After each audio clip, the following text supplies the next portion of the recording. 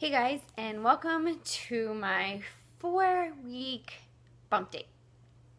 So today I am 4 weeks pregnant, approximately.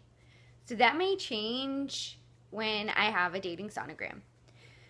So I wanted to just kind of talk about my emotions because I know a lot of people realized that I actually was really shocked.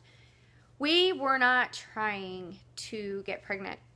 And it's funny because it took us 8 months to get pregnant with Carter. And we have had a couple close calls, I guess you could say, where I either ovulated early or I ovulated later, and I really wasn't doing a very good job of keeping track of my cycles. I actually just stopped nursing. Carter finally self-weaned at 19 months. He literally unlatched and signed, all done, and he didn't nurse anymore. So this was actually my first cycle where he wasn't nursing. And prior to him stopping nursing, my periods were only 24 days long, from cycle day 1 to cycle day 24. So for me, I actually thought, there's no way he can get pregnant. A 24-day cycle is not really enough to sustain a pregnancy. I was ovulating like sometimes super early, like cycle day 9, cycle day 10.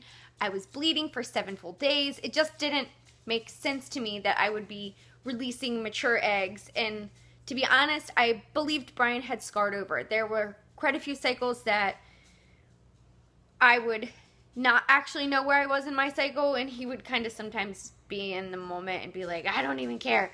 But I never got pregnant. So we actually had just said that I wanted him to have another semen analysis done, and I called a urologist, but the local urologist will only do is there sperm, is there not sperm?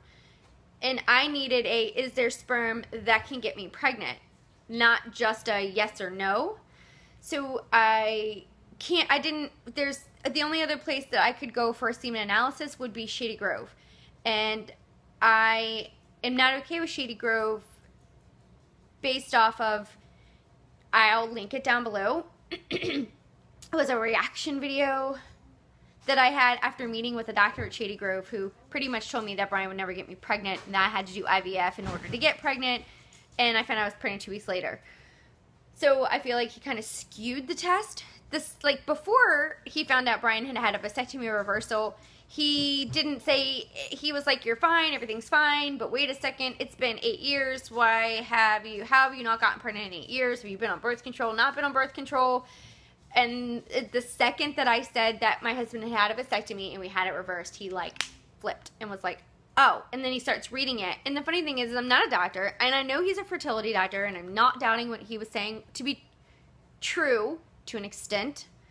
He looks at his semen analysis and he's like, oh, it says right here that his motility is less than 40%. And I'm like, no, his motility was 70%. It says range, they want greater than 40%. And you're telling me that you're reading this as it's less than, but it says right here that it's 70%. And he's like, no, it's less than 40%. That's what's wrong. And I'm like, no, the percentage right here is 70. And it was like he didn't even want to see it, and it was frustrating. And then he told me that he thought that my husband had the SAs, which are, it's semen antibodies. I think it's been so long since I've had to do this lingo, I'm not 100% sure. But it's more or less, it's ASAs, which are anti-sperm antibodies or semen antibodies, which means his body would attack his own sperm or my body would attack it, and that was why I wasn't getting pregnant. But obviously I got pregnant because I have Carter. And I had a miscarriage before Carter. So I didn't really want to go back to Shady Grove because I didn't feel like that I would get an accurate semen analysis from them. So we were just kind of sitting in limbo. And I even actually said something about possibly getting my tubes tied, but it's just a permanent thing I don't really want to do. But when I found out I was pregnant, I didn't film that reaction because, to be honest, I thought that I was just taking a test to make myself feel better so that I wouldn't worry that I was. I wasn't actually expecting the test to be positive. What could have possibly happened? I looked back at my calendar, and apparently the force is strong on May the 4th. That's about my conception day. We had had sex on cycle day 10 and cycle day 11, and I ovulated on cycle day 12, which, well, I got a positive OPK on cycle day 12. Now, yes, that sounds crazy because you had sex 2 days before you ovulate, so whatever, but I wasn't expecting to ovulate that early. I actually, this time around, had 0 ovulation symptoms. No egg white cervical mucus, no painful ovulation. I always feel what side I ovulate on. It hurts really bad. I didn't have any painful ovulation this time. So I didn't actually think I had ovulated, but on cycle day 12, I was like, you know what? I really need to start doing my OPK so I can make sure that I'm tracking my cycle so that I know when I don't have to worry about using an alternative form of birth control. And so when I started on the 12th, I wasn't actually expecting it to be positive, and then it was negative on cycle day 13. So if I know anything about my body that I learned when I was tracking my cycles, trying to get pregnant with Carter, is that I am when I surge, I'm actually ovulating. There is not an ovulation 24 to 48 days prior. And it's always the day that I surge. And I think that was why I kept missing that window when I was trying to get pregnant with Carter. So, I'm sorry, it's nap time. I might have to deal with him in a second. So I wasn't, it was more of a shock in the fact that we weren't trying. I honestly didn't think I could get pregnant again. I thought Brian had scarred over, and therefore no more babies for us. But clearly God had different plans. I mean, this was so unexpected that I have, since my last video, I haven't done an update video yet, so I'm doing it all in one for my 4-week because there really isn't anything to tell you. I'm dizzy, I don't feel very good, I'm really tired, but I have insomnia. So I'm 4 weeks pregnant today, but I have been doing my doula work. I know I talked a little bit about it. I might have or I might not. That needs to be a separate video, I think, but I've been a birth doula now for almost a year. And I wanted to shut down my daycare and do my birth work full time. I'm also working through PBI, placental benefits, to become a certified placenta encapsulator. So I've been really busy doing school and trying to get all of those things done for me. And now I'm like, what am I going to do? I'm still going to take clients through my pregnancy, but I think I'll probably take off after my pregnancy. I have no idea what I'm going to do about my doula work after the baby's born, because I really want to make sure I don't have the same breastfeeding issues this time that I have with Carter.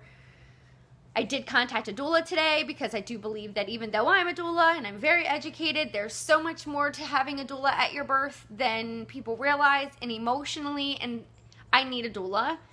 I just remembered how bad it was at the end with Carter, how I was really losing control. And I need, when my husband says, you're doing great, you know, just keep breathing, I want to punch him in the face.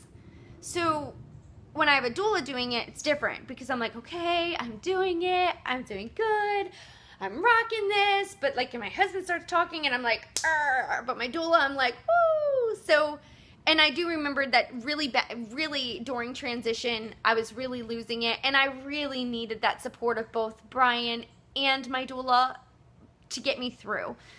So we will be going back to Special Beginnings again. I'm due roughly sometime around the end of January. If it's anything like Carter, could be February. So my birth month is the middle of January to like the beginning of February. I'm hoping to have another water birth this time, but to be honest, I put so much pressure on myself with my birth with Carter. I don't want to do that this time. As far as my husband, he didn't speak to me for about 12 hours after he found out I was pregnant. He needed a lot of time to process it, and that's okay. I gave it to him.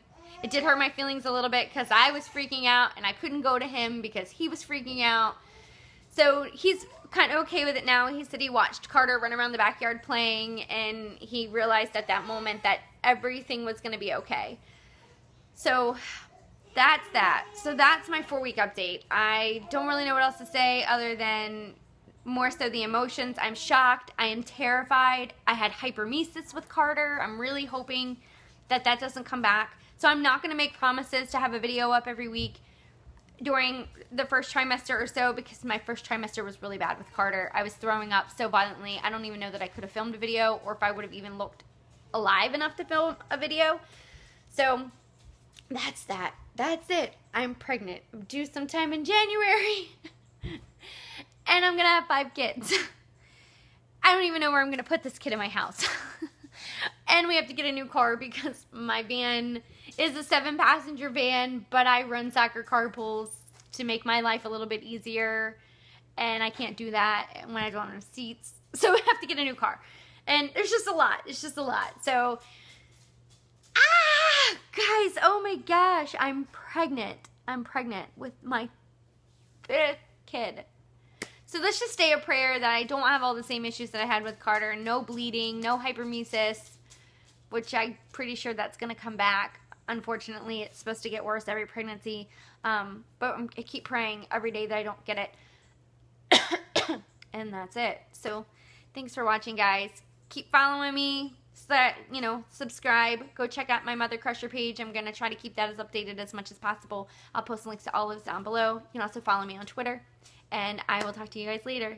Thanks. Bye.